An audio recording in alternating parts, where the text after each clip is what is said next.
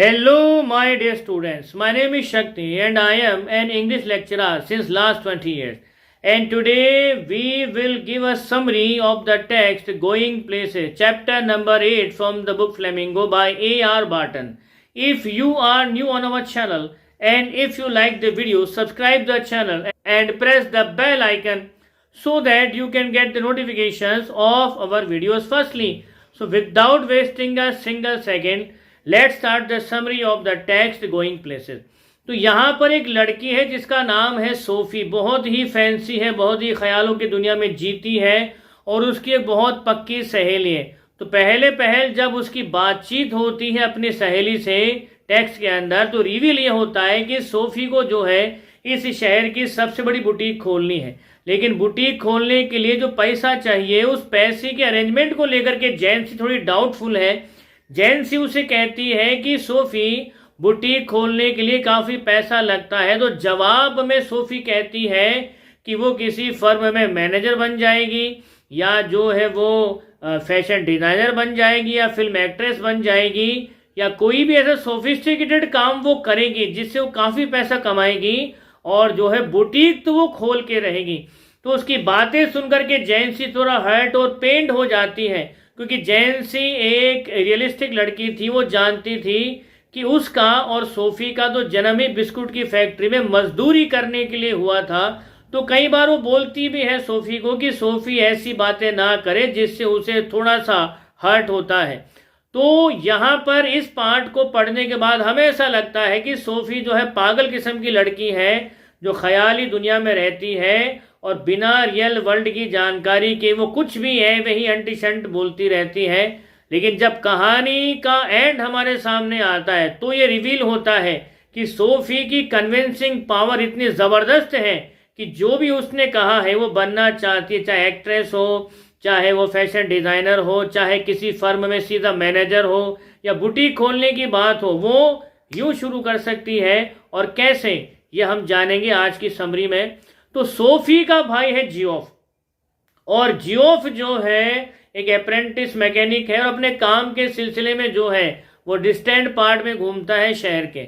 अब वो जो है नए नए लोगों से मिलता है और सोफी को भी घूमने का शौक है। तो सोफी जो है उस दुनिया में अपने भाई के साथ नहीं जा पाती क्योंकि उसके पिता ने उसके सारे फैमिली मेंबर्स को, मॉम को, उसके भाई जोफ को बना कर रखा है कि सोफी जो है एक झूठी लड़की है, झूठ बोलती है और उसके झूठ बोलने की वजह से परिवार कभी किसी परेशानी में पड़ सकता है। परिवार तो परिवार, खुद सोफी भी एक दिन किसी बहुत बड़ी मुसीबत में पड़ सकती है। तो उसने परिवार को हिदायत दे रखी है कि कोई भी सोफी को कहीं पर भी अपने साथ लेकर के नहीं जाएगा। अब सोफी की छटपटाहट ये है कि भाई के साथ घूमने जाना चाहती है, उसको भी घूमने का शौक है और भाई जो है उसको लेकर के कहीं जाता है नहीं, पिता ने मना कर रखा है। लेकिन उसने ठान लिया था कि मैं भाई साहब अपने भाई को कन्विंस करूंगी और उसके साथ घूमने जाऊंगी उस अननोन वर्ल्ड में जहां पर उसका भाई यूजुअली जाता है, शहर के दूर दराज के इलाके। और वो महसूस करती है कि ये वो दुनिया ऐसी है जहां पर उसका स्वागत किया ही जाएगा और ये दुनिया न जाने कब से उसका वेट कर रही है। लेकिन भाई को कन्विंस करे तो करे कैसे? तो वो भाई जो उसके बारे में बहुत अच्छी तरह से जानता था कि ये झूठ बोलती है, भरोसे के लायक नहीं है, फिर भी उसने जो है एक ऐसा खेल खेला जिस खेल में सब फंस के रह गए। तो अगर आपको किसी को कन्विंस करना है तो दो ही रास्ते हैं, या तो आप उसका कोई ऐसा गहरा राज जान लो जिस राज के दम पर आप उसे ब्लैकमेल करो, या फिर आप उसकी कोई दुखती रग पकड़ लो और उस दुखती रग का इस्तेमाल करो। तो सोफी के भाई जियोफ की दुखती रग थी आयरिश फुटबॉलर डैनी केसी। वो उसका बहुत डाई हार्ड फैन था। तो सोफी ने फुटबॉलर डैनी केसी की रिगार्डिंग सारा डिटेल निकालना शुरू किया, सारा होमवर्क किया। ये परिवार सैटरडेज के दिन जो है मैचेस देखने जाया करता था ग्राउंड में। तो सारा परिवार तो मैच को एंजॉय कर रहा होता था, लेकिन हमारी सोफी जो है अपना होमवर्क कर रही होती थी। वो फुटबॉलर डैनी केसी के बारे में सिंगल से सिंगल प्रिसाइज डिटेल को ग्राउंड में ऑब्जर्व कर रही होती थी। और इसके अलावा उसने टीवी पर जो इंटरव्यूज आते थे उसमें थोड़ा सा आइडिया लिया उसके बोलने का। और इसके अलावा उसके भाई जियोफ के कमरे में जो पोस्टर लगे हुए थे फुटबॉलर डैनी केसी के, वहां से थोड़ा आइडिया लिया, और जब उसका सारा होमवर्क पूरा हो गया तो उस शनिवार को जब वो जैंसी से मिलके कमरे में आई उसके, और उसको बोला कि भाई मैं डैनी केसी से मिली हूं, तो भाई बहुत चक्का रह गया।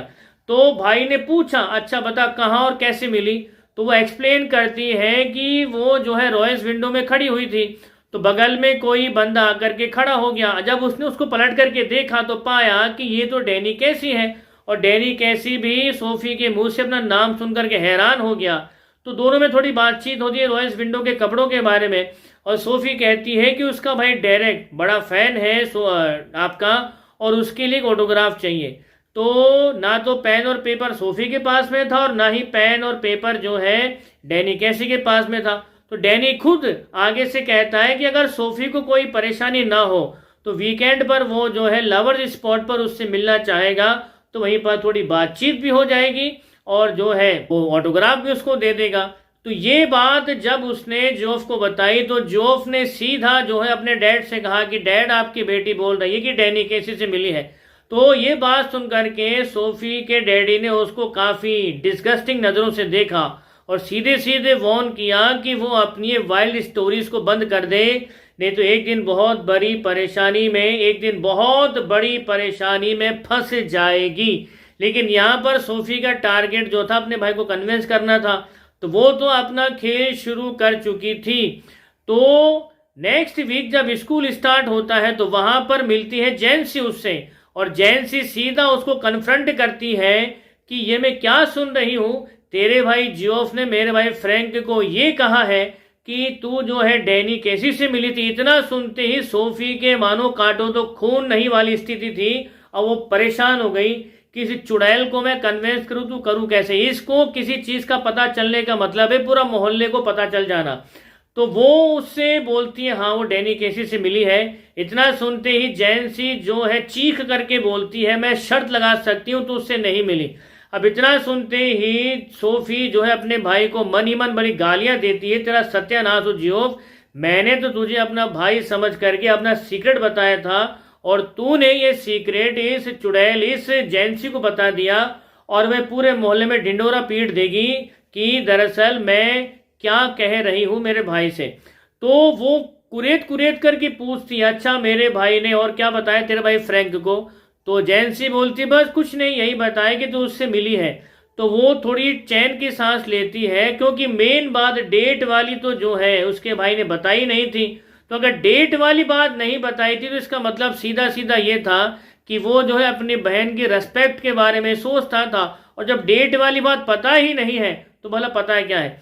तो उसी समय चैन की सांस लेकर के वो कन्विंस करती है जैंसी को कि हाँ वो मिली थी, नॉर्मल वे में मिली थी, दरअसल वो रॉयस विंडो में खड़ी हुई थी और वहीं पर डैनी केसी को उसने देखा था। इतना सुनते ही जैंसी बिल्कुल फैसिनेट होकर के बोलती है काश यार उस समय मैं भी वहां पर होती। अच्छा कोई और बात है तो वो भी बता दे, क्योंकि मैं तो तेरी बातों को सीक्रेट रखती हूँ। तो सोफी ने जवाब दिया कि नहीं बहन, इसके अलावा तो कोई विशेष बात वहां पर हुई नहीं थी। अब सीन ये है कि सोफी ने झूठ तो बोल दिया, लेकिन उस झूठ को वो जी भी रही है। तो वीकेंड पर जैसा उसने अपने भाई जोफ से कहा था कि वो डेट करने वाली है डैनी कैसी को, तो बहुत अच्छे से तैयार होकर के वो नहर के किनारे किनारे चल करके शहर से दूर उस जगह पर पहुंचती है जो लवर्स स्पॉट कहा जाता था। और ये एक ऐसी जगह थी जहां पर अक्सर प्रेमी जोड़े मिलने आते थे। ये एक ऐसी जगह थी जहां पर आप अगर आते हो और आप ये चाहते हो कि कोई आपको ढूंढ ना सके, तो सबसे परफेक्ट जगह थी ये प्रेमी जोड़ों के मिलने के लिए। तो सोफी वहां पर पहुंच जाती शाम के समय, और सोफी बहुत अच्छे से जानती थी कि आने वाला कोई है नहीं, लेकिन वो झूठ को जी रही थी। तो उस झूठ को जीने की वजह से जो प्यार में जो फील आता है, जो इमोशंस आते हैं, वो सारे के सारे सोफी महसूस कर रही थी।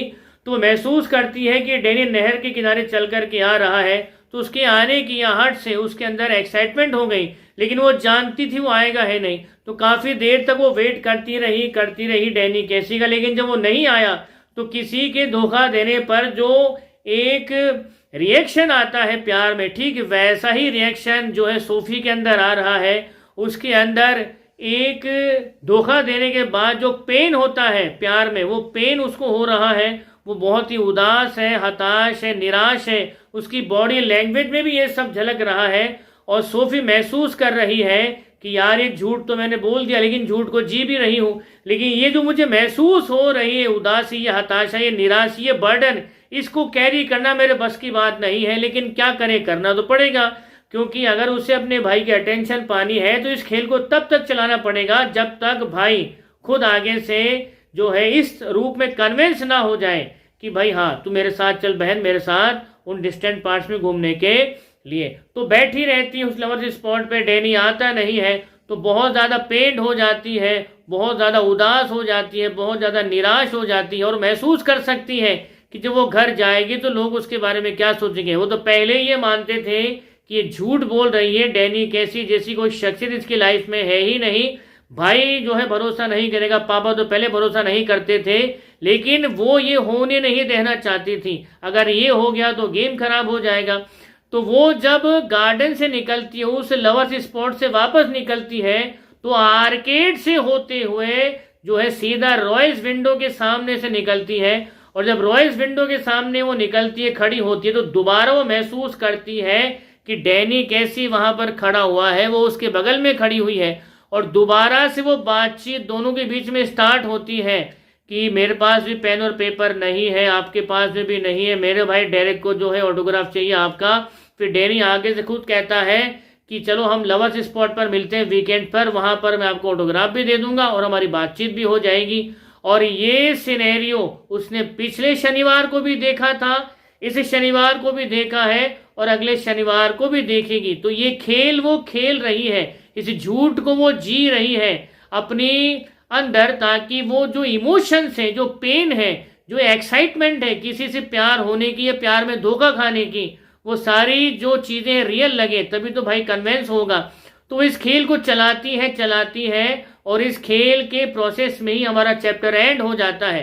लेकिन एक मैसेज देकर के जाता है कि फाइनली उसका भाई कन्वेंस हुआ ही था, और जब उसका भाई मिलने की जिद करने लगा, डैनी कैसी थे उसने साबित कर दिया होगा सोफी ने कि भाई तू सही कहता था, डैनी कैसी जो है बहुत बड़ा फुटबॉलर है, और तू सही कहता था, मेरी जैसी 50 लड़कियां उसके पीछे घूमती हैं, तो उसने मुझे धोखा दे दिया। तो दो काम हो जाते सोफी के, भाई की करीबी भी मिल जाती है तो उसकी सिंपैथी भी मिल जाती। तो सारा का सारा खेल सोफी ने खेला इसलिए था ताकि भाई की सिंपैथी भी मिले और भाई की करीबी भी मिले, ताकि भाई उसका हवा पानी चेंज करने के लिए, ताकि वो इस उदासी वाले माहौल से बाहर निकले, वो उसको कहीं दूर घुमाने ले जाता। और घूमने जाना ही तो सोफी का प्राइम टारगेट था, और फाइनली वो इसमें सक्सीड भी हुई होगी, और साथ ही साथ वो सक्सीड भी हुई होगी उस हर काम में जिस काम का जिक्र उन्हें स्टार्टिंग में किया था कि वो शहर का सबसे बड़ा बुटीक खोलना चाहती है। तो सोफी की कन्विंसिंग पावर इतनी ज़बरदस्त है कि वो अपने आसपास के जानने वाले लोगों को जब ये साबित कर सकती है कि जो चीज़ नहीं है वो है, तो सोचिए वो अनजान लोग जो सोफी को नहीं जानते उनको कन्विंस करने में सोफी को कितनी देर लगेगी। तो सोफी जो चाहे कर सकती है, वो जो है किसी भी फर्म में स्ट्रिक्टली मैनेजर भी बन सकती है, वो चाहे तो एक बहुत बड़ा बुटीक भी खोल सकती है, वो चाहे तो फिल्म एक्ट्रेस बन सकती है, वो चाहे तो फैशन डिजाइनर भी बन सकती है। सोफी जो चाहे वो कर सकती है, बिकॉज कन्विंसिंग पावर सोफी की सबसे बड़ी स्किल है, और इस स्किल के सहारे वो लाइफ में कुछ भी अचीव कर सकती है, जैसा कि उसने अपने भाई की अटेंशन को पा ही लिया। So this is all about the summary of the text Going Places. We will meet again with the summary of some other text. Till then, keep smiling. Jai Hind, Jai Bharat, Vande Mataram.